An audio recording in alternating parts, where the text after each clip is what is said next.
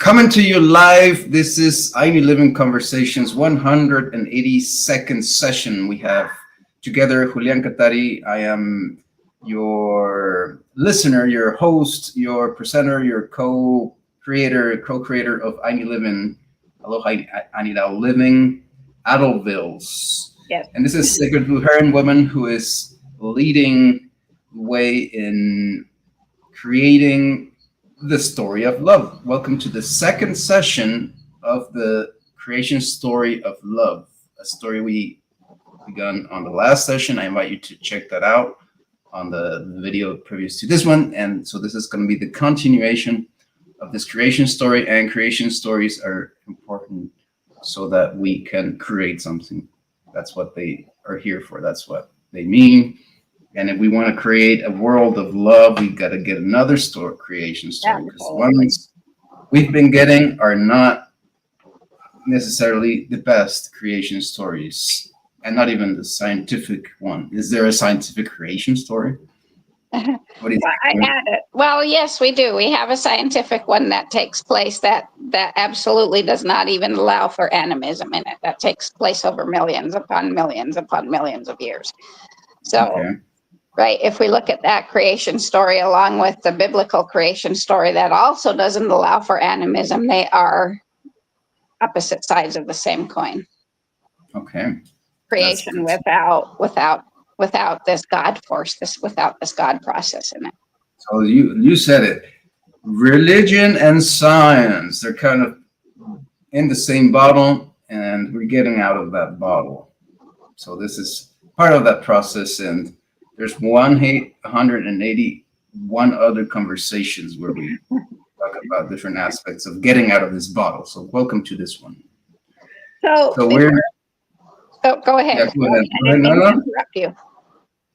No, I was talking for talking. I was fill in with something.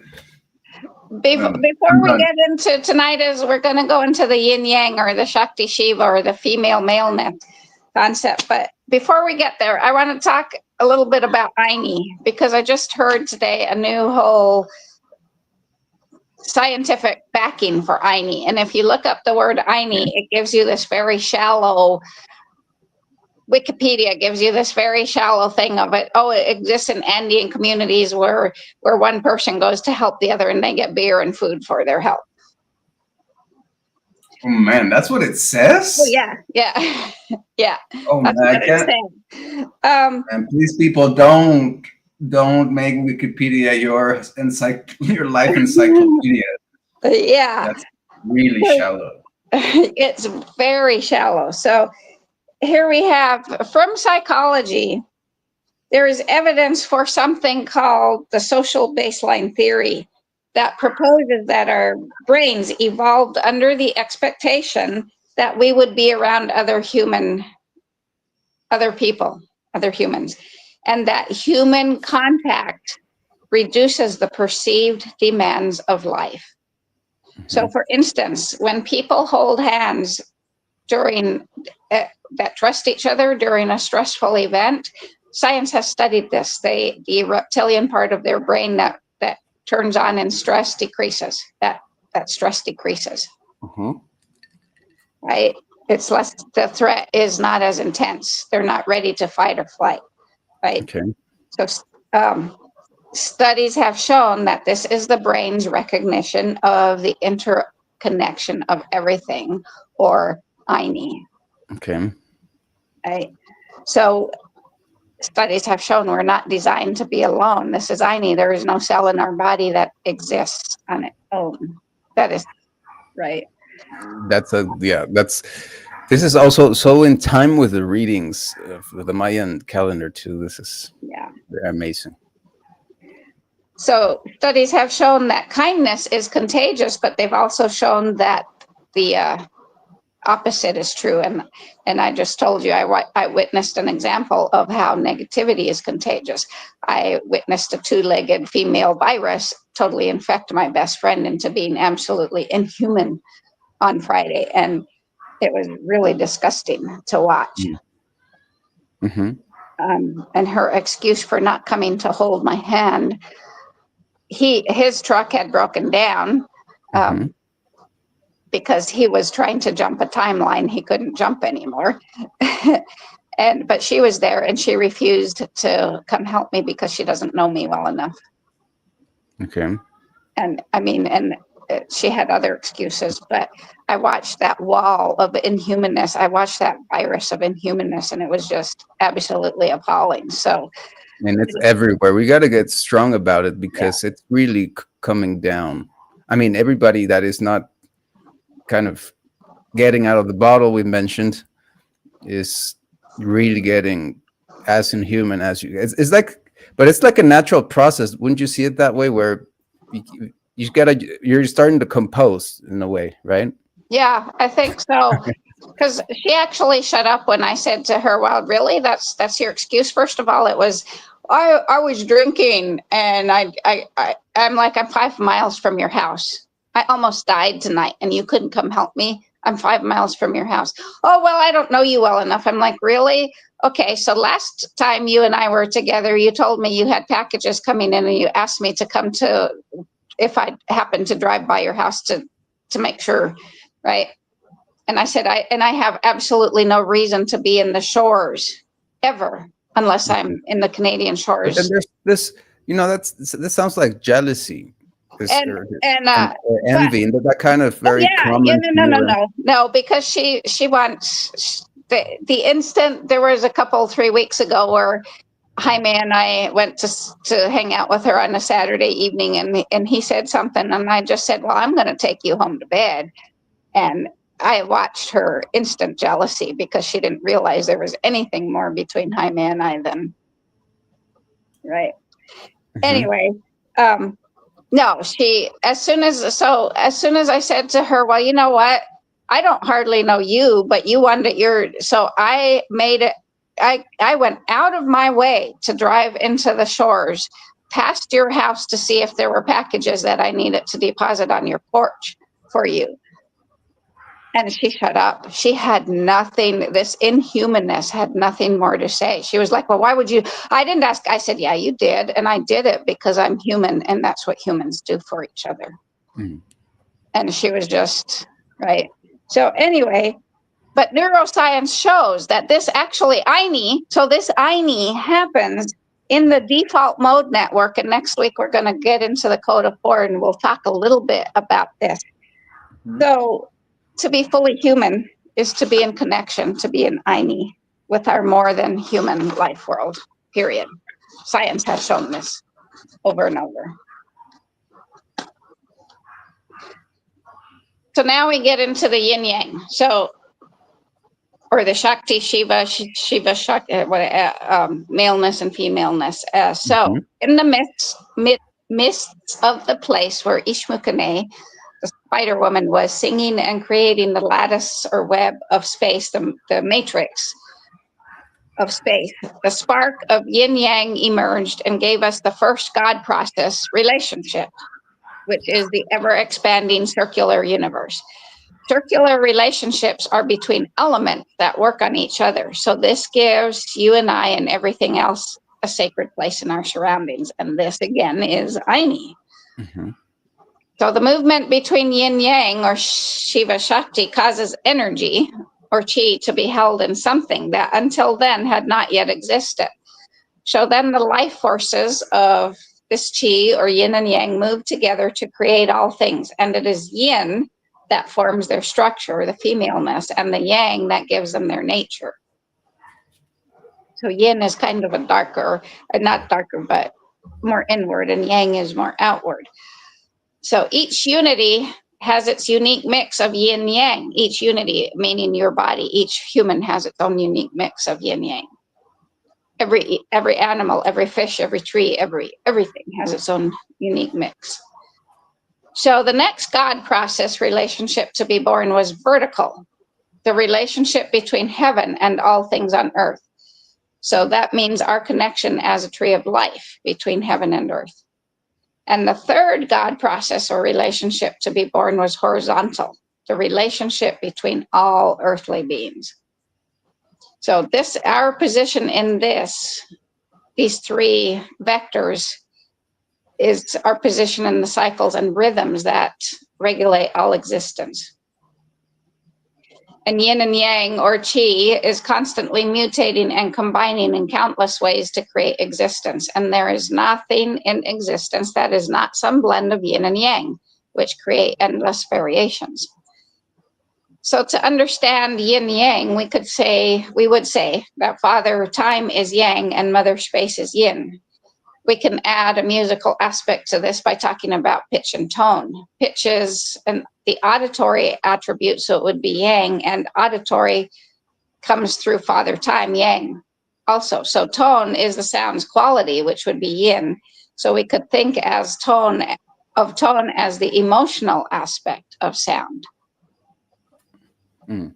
So again, to understand this scientifically, the image from NASA of the black hole in the galactic center shows two vast bubble-shaped cavities about 50,000 light years wide, extending away from this supermassive black hole.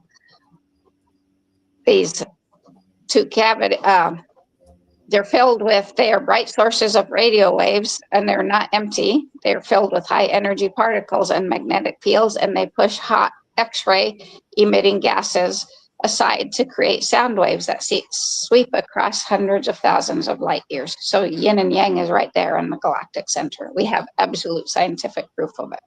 Mm-hmm. So to understand yin yang a little bit better, we'll go to the Syilx people. I'm not sure if that's pronounced, of the Okanagan in British Columbia. Okay.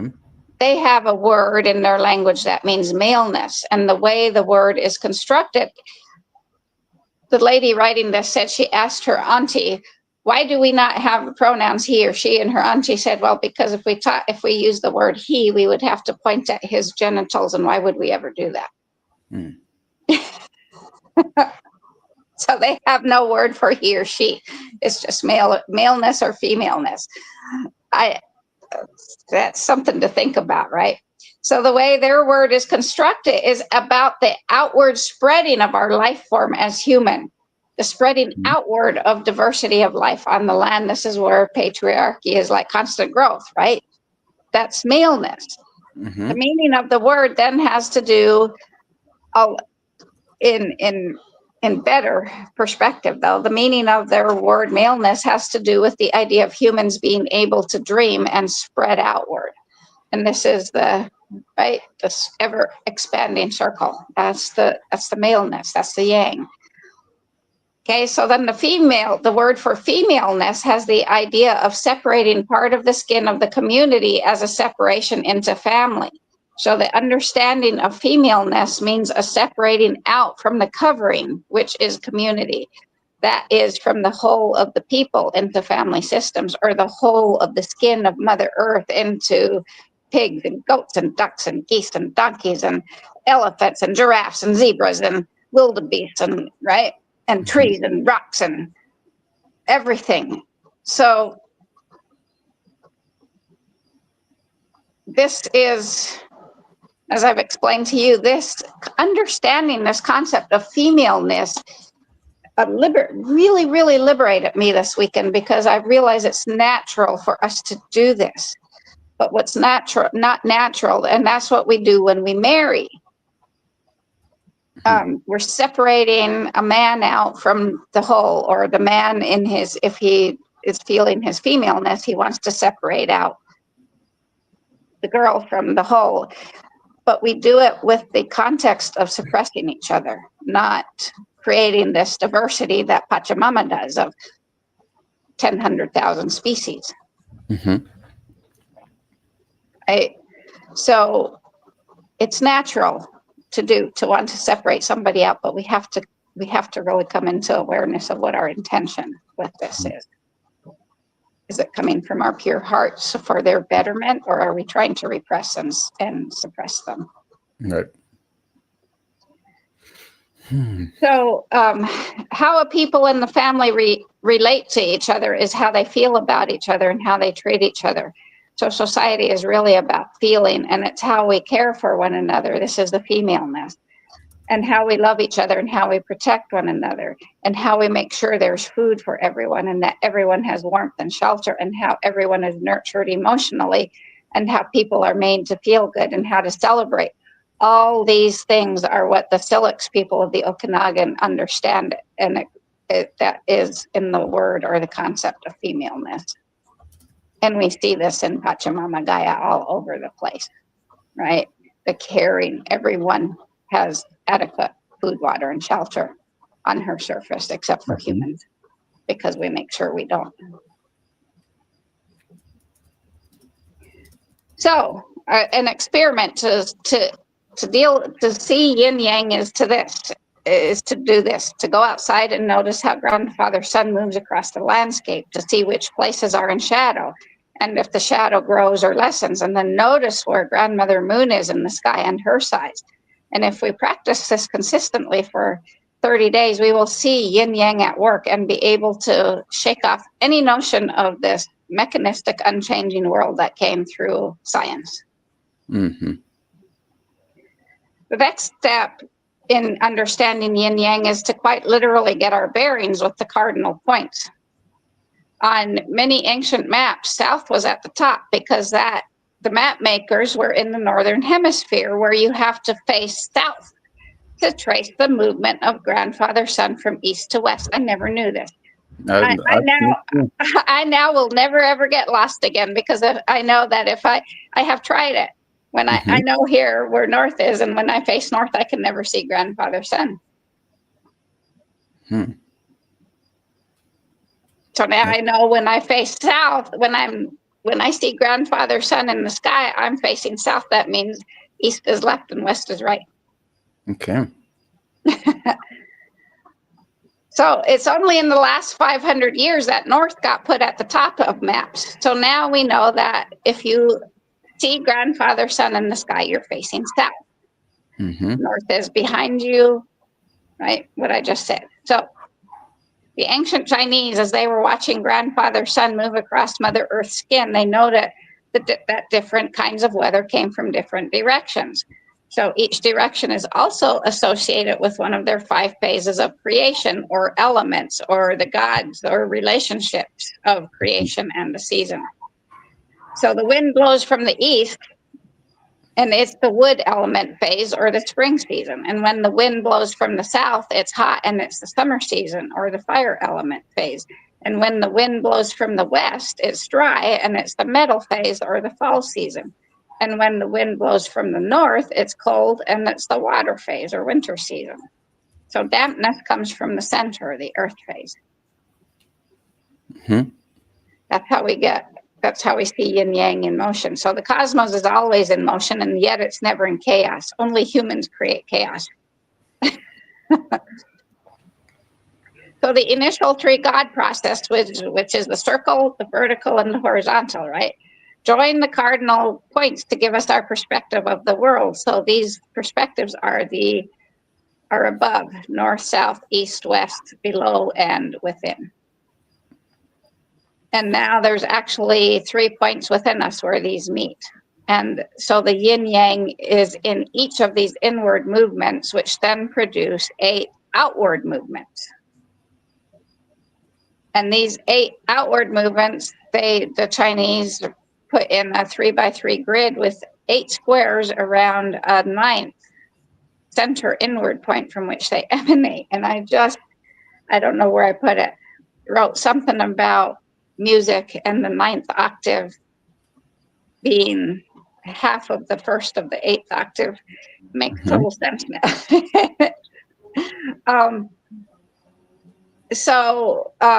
This is where they get the 9 square for feng shui, and they knew that everything on earth, including humans, serves the supernatural God process of heaven. So then, to get your bearings in the northern hemisphere, you face south to see grandfather move across the earth, mother's skin, from east to west. This then means that all shadows are in the north. His movement dictates which directions are yin and which are yang. So as he rises from the east, yang, he grows in power until he reaches his zenith at midday, at which point he is most extreme yang. And now the balance starts with his descent to the west, yin, and reaches his most extreme yin at midnight. So This means if you're facing south to see him in the northern hemisphere, west is on your right, so that's yin. Yang is on your left, so that's east. And so your body is a map of heaven. Now, if you're in the southern hemisphere, it's the other way around. Okay. You're opposite. You just switch poles. So yin yang is a manifestation of the way, the Tao, or the God process of the womb, and a person who follows this way rides on the universal laws of nature and steals the power of heaven. Nikola Tesla realized during his research that two energies exist in the universe: electromagnetic energy and scalar energy. And I think we all know about electromagnetic energy, but we're all pretty much unaware of scalar energy. He actually called it radiant energy. In studying scalar energy, he realized that it possessed alternating concentrations of rarefied and densified pulsations that moved along a single vector. A young engineer in Kansas City also discovered the scalar energy in 1895, and he discovered that it was responsible for assembling physical matter from space. He said that when the fine media or scalar energy is properly influenced, it can be caused to coalesce to the point where material units such as protons, electrons, and neutrons are formed. And when these units are desired to be grouped together, a still further manifestation of this fine media or scalar energy takes the form of a cohesive force necessary to form the units into elements such as helium. And I believe that cohesive force is love, because as the Incans knew, we are all here to be loved, to give love, and to receive love, and to be in love. He also acknowledged, this young engineer in Kansas City, that there exist two distinct energies, electromagnetic and scalar, and that they both have different properties and different characteristics and are converted into each other, which is the yin and yang, the science of yin and yang. Then there's a Nikolai Kozyrev, however you say that, born in 1908 in Russia, and he discovered that the sun is powered by scalar energy. He theorized that the interaction of time with substance was responsible for the power generation of the stars in the universe. He observed that scalar energy is spiraling energy that was in itself a flow of time that acts on space to generate power for the stars. He observed that scalar light from the stars far exceeded the accepted speed of light of the electromagnetic energy spectrum.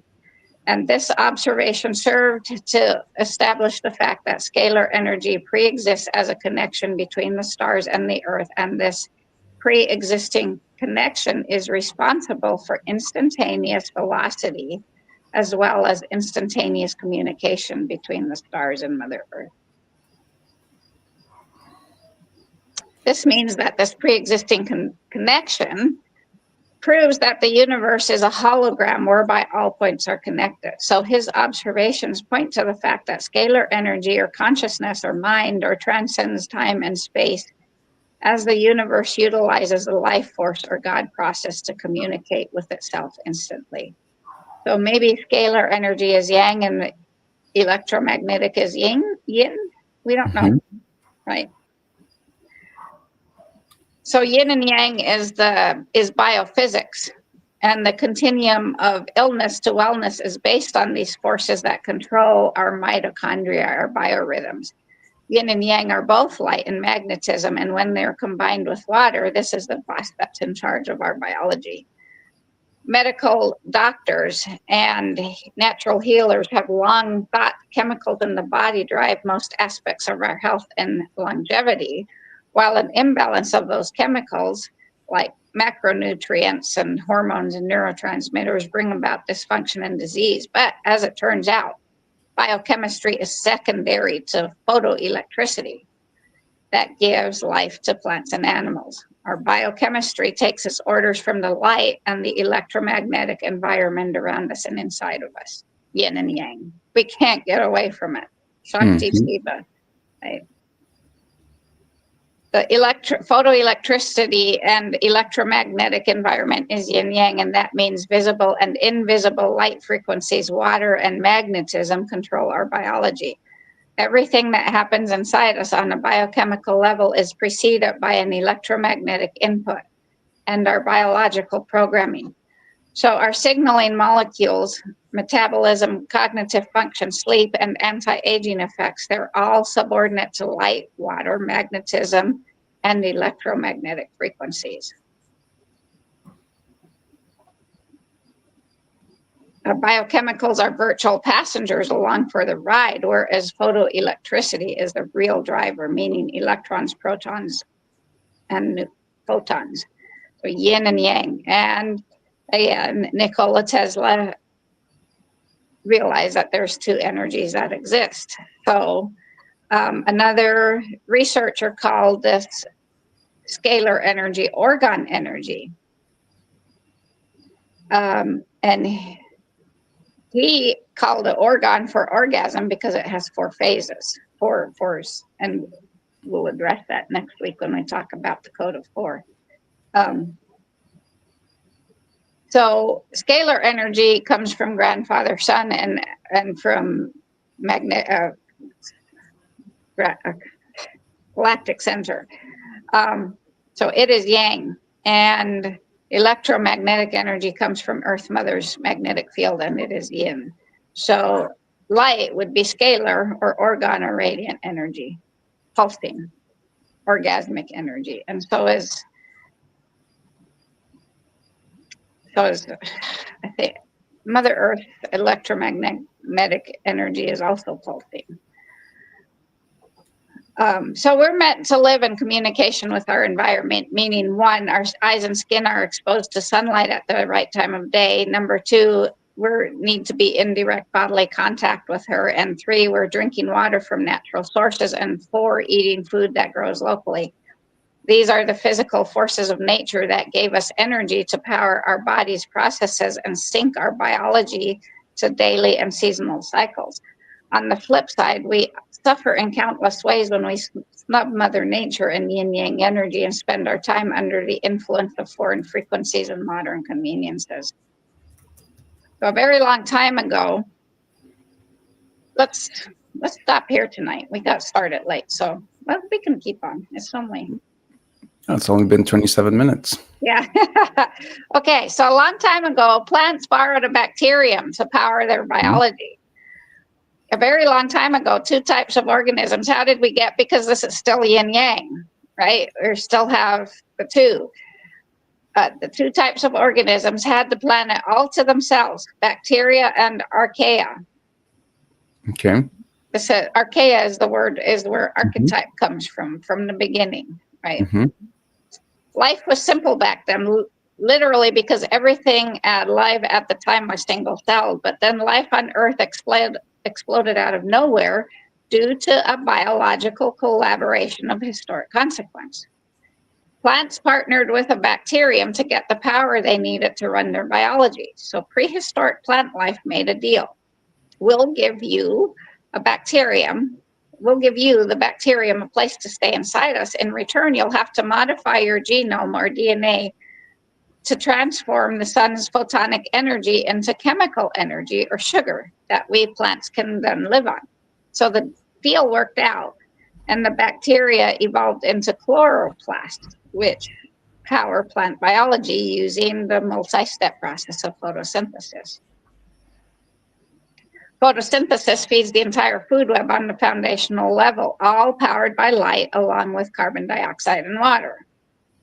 Here we have the three, right? We go from the yin-yang to the three. Or to say it more simply, life begins as light via the photosynthetic process. As a byproduct of the collaboration, plants also release oxygen and put DHA, dihydroxy, I don't know the full word. I don't remember the full word for that, in the seeds. So around that time, our sun reached its middle age, which meant increased photonic power. So stronger UV rays hitting the ozone in the upper atmosphere broke up more of the oxygen into breathable oxygen. So those two things paved the way for animal species to proliferate, and the increase of oxygen in the atmosphere then decreased from less than 15% to 21%. and the availability of this DHA to convert sunlight into electricity.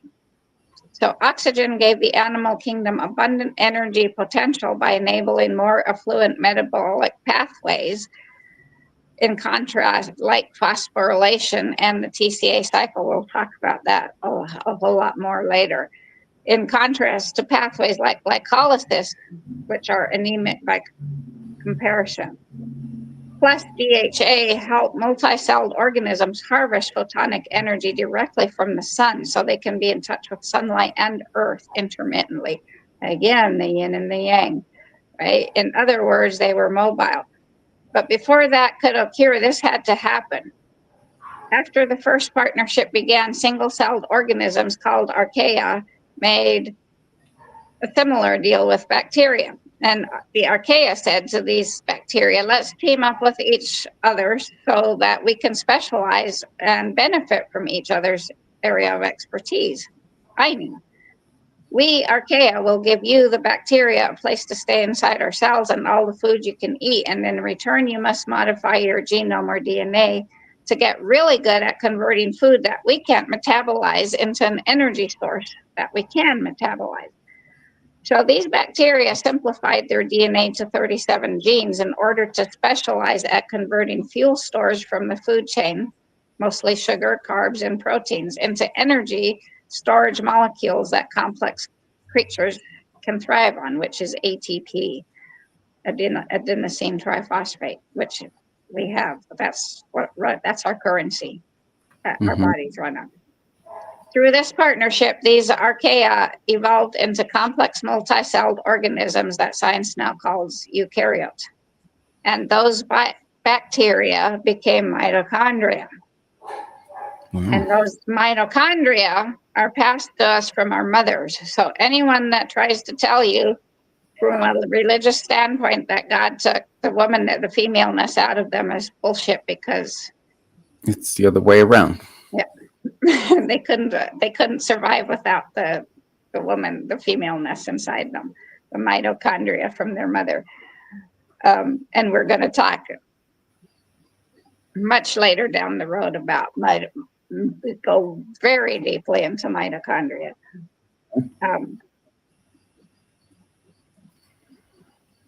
Having been liberated from the chore of managing thousands of genes, mitochondria were then free to focus on making energy for the cells of the entire animal kingdom in the form of ATP, adenosine triphosphate. Meanwhile, the partnership liberated these descendants of the archaea, now eukaryotes, from the job of making energy so they could focus on increasing complexity, the physinomia. So then the eukaryotes added genes to their DNA to manufacture a wider variety of proteins. This allowed them to build more elaborate anatomy along with the organs and biochemicals that run it. So the archaea became eukaryotic cells, and their DNA became the nuclear genome. So we have two genomes. We have the mitochondrial DNA and we have the nuclear DNA. And the mitochondrial DNA only comes from the mother. Only. Because when the sperm hits the ovum, the mitochondria that powered it to swim are in its tail, and the ovum snips off that tail and discards it. So the only mitochondrial DNA in our bodies come from our mothers, and they can be traced back to 7 mothers. Wow. I'm pretty sure there's an 8th one we just haven't found. Given that there's 8 metabolic fields that form us from the outside in. So the ultimate eukaryote turned out to be man, humankind. And our human species has more than 20,000 genes. Equally important in the deal, the many mitochondria that take up residence inside a eukaryotic cell can use so that the eukaryotic cell can use its DNA. And so we see bacteria by their very nature like to exchange genetic information with other cells, and this is called lateral gene transfer. So there's a tremendous genetic and evolutionary advantage to transferring genes from many mitochondria into one cell's nucleus, and that's what they did. So the mitochondria transferred all the genes they could into the nuclei of those early archaea. And that way, one set of genes in each host eukaryotic cell can serve its hundreds or thousands of resident mitochondria instead of each mitochondria having to expend its own energy to support redundant gene information. So to say it more simply, there's 1,000-fold energy savings having each of your cells carry genes that each mitochondria can use to build its structure. That's how multi-celled organisms became more elaborate over time, because mitochondria specialize in making energy while eukaryotic cells focus on fancier things like building a brain that can figure things out, muscles, nerves, and the skeleton that can move us around, and systems that adapt to dynamic environments. But mitochondria did something revolutionary in this whole partnership we shouldn't overlook. They brought the C into the cell.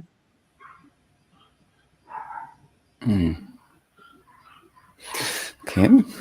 So the animal kingdom may have left the watery confines of its ancient ancestors, but water is still vital to life. Salt water is still, let's rephrase that and say salt water is still vital to life in so many ways. So to cross that chasm, mitochondria basically do the photosynthetic process in reverse by turning food and oxygen into carbon dioxide and water. And that way animals don't have to live in the sea if they don't want to. Instead, they can bring the sea with them wherever they go, as water inside and around their cells. So these two revolutionary partnerships of energy and anatomy, yin and yang, called endosymbiosis, created countless species of plants and animals that sprang up anywhere and everywhere that life could exist on Earth.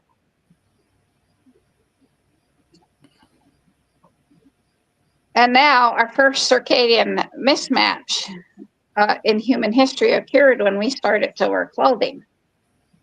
Conquering the cold with clothing made far more of Earth's surface habitable by allowing people to live outside the warmth of the tropics. In fact, it was such an important development in human history, one could argue clothing advanced civilization faster than fire did. However, the unintended consequence that we've always overlooked is that clothing blocks sunlight from hitting our skin. Sensed on a visceral level, but never taught to us in school, our skin is literally a solar panel that collects light in order to make DC electricity. It's DC electricity from this source and others that power most cellular activities that run and repair our human body. So covering our solar panels virtually our entire lives cuts back on the power we're able to harvest from the sun. And then some brilliant idea to make money came along and said, oh, no, the sun is bad for you. You got to put sunblock on it. So, right. Fortunately, nature gave us several backup methods to get energy from our environment when we lack sun exposure. And we'll talk about that later. The second circadian mismatch in our history is when we learned how to harness fire. The invention of fire helped early man cook his food and live in any climate. And later we used it to scare off wild animals and make tools. But the unintended consequence of heating with fire is that it circumvents the need for the body to generate its own heat from within. This weakens our mitochondria over time by preventing them from exercising their thermal plasticity, as well as shrinking their proteins to keep them in tune. And then in the late 1800s, man invented alternating current electricity, which led to machinery and mass production. And from that point forward, every sort of disconnection from nature that industrialists could make money off of was brought to the market, from artificial light to artificial heat to rubber-soled shoes to UV blocking glasses and sunscreen to fruit shipped in from all over the world in winter. And so for just about every limitation or inconvenience we might face in our lives, industry has invented a solution that makes money for someone or serves some hidden agenda, but that decreases our life force. That weakens our mitochondria and makes us age faster. So how does light create life? We learned in biology, because light is yang, right? That the food chain begins with photosynthesis in plants. So photosynthesis takes the sun's photonic energy, combines it with carbon dioxide and water, and converts them into chemical energy in the form of sugar. And these sugars feed organisms up and down the food chain, from soil microbes below the plant to the plants themselves, to the animals that feed on these plants, and so on. And most important to appreciate is that photosynthesis turns an intangible energy, scalar energy, light, into chemical energy, sugar. So photosynthesis turns intangible matter into tangible matter. And the happy byproduct for animals is oxygen. So the big aha for us should be that when we eat food, we're eating condensed sunlight, and we don't even know it. But the lessons public schools didn't teach us till later is that our mitochondria do the same process in reverse. They take food, sugar, fat, and oxygen and turn them back into carbon dioxide and water, the happy byproducts of which are ATP and light, much of which is in the form of infrared heat. So also neat to know is that food electrons carry energy information from the sun, which are released as electrons that hop along the electron transport chain. So you see, nature wastes nothing. And plants and animals form ups and ends of an interdependent coupled system, i.e., where one organism's trash or waste is another one's treasure or sustenance. i.e.,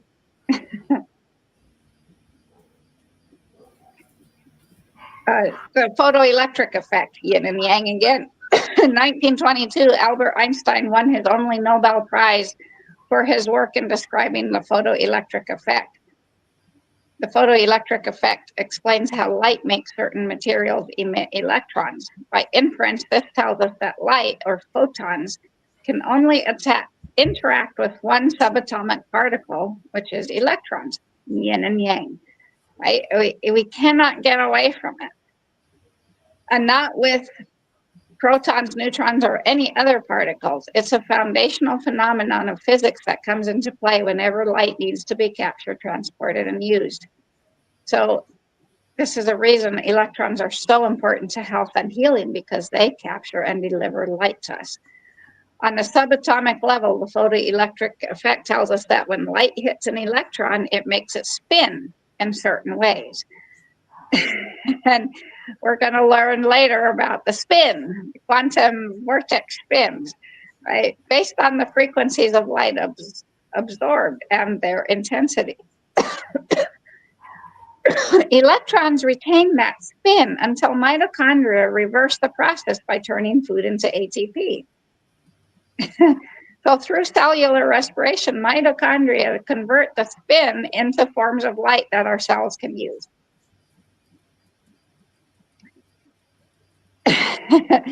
And sometime later, we're going to talk about these quantum vortex spins that are arrows of time that come from the Mayan, the rays, the Mayan creation story of the rays of creation. These are quantum. It's just so fascinating to me how it all combines in the long run. We have to kind of tessellate and fold it in, but it all combines.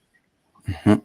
So spin gives our mitochondria information about the environment that the food was grown in, which our body uses to control metabolism and our infradian rhythms. So in other words, light programs the electrons in a plant's tissue and cells with spin, plant tissue cells with spin. In living systems, mitochondria later decipher and convert those spin states into a variety of frequencies of light, but mostly infrared and UV. For what purpose? Because the reconstituted light energizes respiratory proteins. So by extension, the photoelectric effect also explains why many plants struggle to live outside their native light environment. While most animals can live anywhere that temperature and food permit, the difference lies in the amount of electrons carried in the core of their most basic compounds. Chlorophyll, which fuels photosynthesis in plants, looks almost the same as hemoglobin that transports oxygen in animals and us. The biggest difference is that the chlorophyll molecule has a magnesium atom at its core, while hemoglobin is built around iron. And what is at the core of Mother Earth? Iron. If that doesn't tell us that we are made of Mother Earth, I don't know what would. Magnesium is lighter, and it has 12 electrons that can absorb light, while iron has 26. It's heavier. And a narrower band of frequencies, mostly blue and red, to power photosynthesis comes from chlorophyll. So that makes plants less tolerant and less adaptable to altered light conditions than higher life forms that utilize hemoglobin. So this means that too much light in the plant fries, too little and it can't make enough food to feed itself. In the animal kingdom, the iron in hemoglobin has more than twice as many electrons as magnesium, and that gives it the ability to absorb and use a much broader spectrum of light, including infrared, UV, and everything in between. So animals and humans are much less tolerant of less than ideal light exposure and still get by okay. That's because we have a higher electron density in our hemoglobin to harvest a wider variety of light. So to put it plainly, animals have a bigger and better storage tank for light, which is to say that the more electrons we have, the better we are equipped to assimilate light and the healthier we can be. So ideal health depends on our ability to use light, and light is the alpha and omega of terrestrial biology. And light is yang. So in contrast, bacteria and archaea have completely different relationship to light than we do. They're not designed to harvest light like us. Having developed along a different evolutionary track, single-celled organisms or prokaryotes don't have any DHA, dihydroxy, I can't remember, in their cell membranes. That means they can't turn the sun's energy into DC electricity. They can't store light as fat. And they don't have respiratory complexes to transform one wavelength of photonic energy into another so that it can be used for other purposes. All of which means that bacteria cannot build complexity, and they have to stay single or monocell their entire lives. And bacteria and light don't always get along because light in the UV range can kill bacteria. So, to their detriment, bacteria release almost all the light they absorb not long after they collect it because they can't store it. What does all this have? This very complex yin yang theory. I know it is, but it all ties in. So, in the animal kingdom, organs and whole organisms become dysfunctional when they're not good at retaining light. So our organism is yin, but it has to be yang. So we have to accept the yang, the light.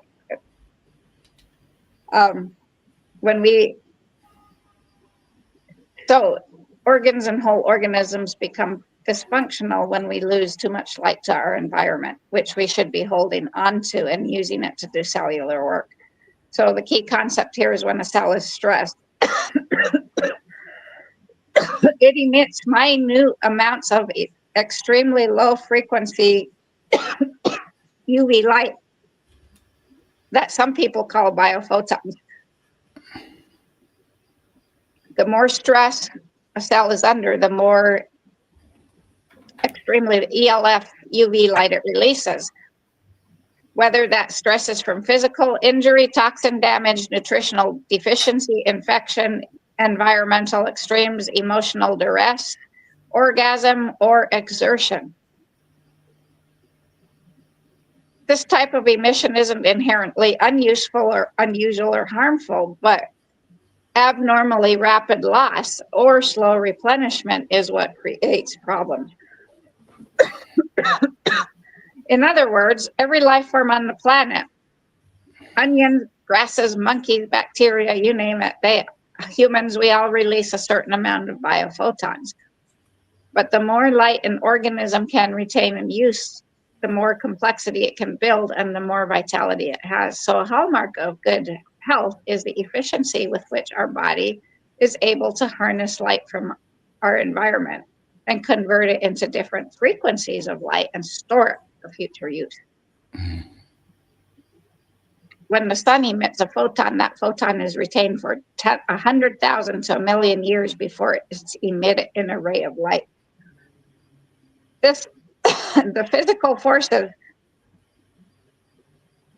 that contain that photon are strong electric and magnetic fields, yin and yang, which is which, I don't know. But we can't get away. I don't know. Sorry. We can't get away from the yin and yang. And the same thing happens in us. Strong electric and magnetic fields around our mitochondria help us retain our photons so we can put them to good use. Conversely, illness and obesity are unhappy consequences of loss of light due to weak electric and magnetic fields made in our mitochondria.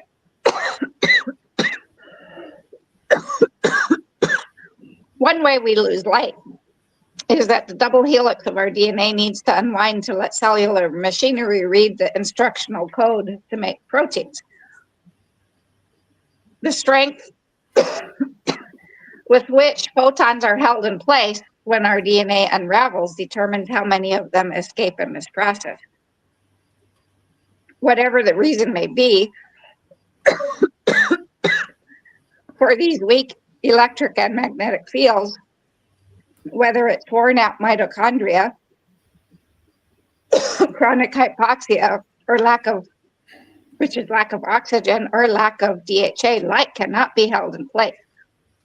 So it escapes as extremely low frequency or ALF UV, IR, infrared light or heat, and other forms of light. The informational aspect of light also gets mismanaged when light is squandered, which means the body isn't able to read the information contained in electrons about seasonality. This messes up the way the body metabolizes food, which can make vegetables and fruit raised in strong sunlight fattening and damaging to mitochondria when eaten under weak sunlight. Yin and yang again, right? So when, where, and how will an individual be affected by leakage of light? It all depends on which mitochondria are weakest, as that will be the area of the body you'll find the lowest electric and magnetic fields. So for instance, people with anorexia leak light from their brain, while obese people lose light from their body, especially their livers and their pancreases. Mm. So, and that's where we end. Wow. I know we kind of got a long way off from simple yin and yang, but it's not kind of that simple. It can't stay. You got very biological all of a sudden. Well, because it's very biological. It's kind of hard to follow, I see, but it's no, it's showing how it shows everywhere. How, you know, that's what you're trying to show here. Yeah. That it is dynamic, and you can never. I'm constantly never growing tired of seeing it too. How it's everything has this dual nature to it. Well, and that's what this researcher Nassim Haramein, I think he's Turkish or somewhere from the Middle East. That's what he has said, is that the universe is unified opposites. Unified opposites. The whole of creation is unified opposites. So people say, you know, spiritual gurus say you need to transcend duality. Well, how do you transcend it? By unifying it. Because the whole of creation is unified opposites. Like, well, take for instance this lady that was so inhuman the other night. She's my age and she has a daughter that she got her daughter said something to her, so she's pissed off at her and she refuses to talk to her daughter. Mm-hmm. On the other hand, I have the other extreme. My daughter, who got pissed off at me for something, hasn't talked to me for 6 years. So what did I do this morning? I unified it. One hand, I stand there and I tell creation I'm unifying, right? And one Mm-hmm. hand, this is the daughter who refuses to talk to her mother for any reason. This is the inhuman mother who refuses to talk to her daughter for stupid bullshit reasons. And I just sit there and hold my arms out until I get the urge to bring them in and wrap them around each other in my core. And now I know it's unified. I never have to experience this fragmentation again. Mm-hmm. Mm-hmm. Well, so it's quite a deep dive. And do we continue with this conversation? Next week we're going to go into the code of four, the structure of creation, the four code. Okay. Code of four. Core? I'm not getting that. Let me. It's like in French, sounds like French.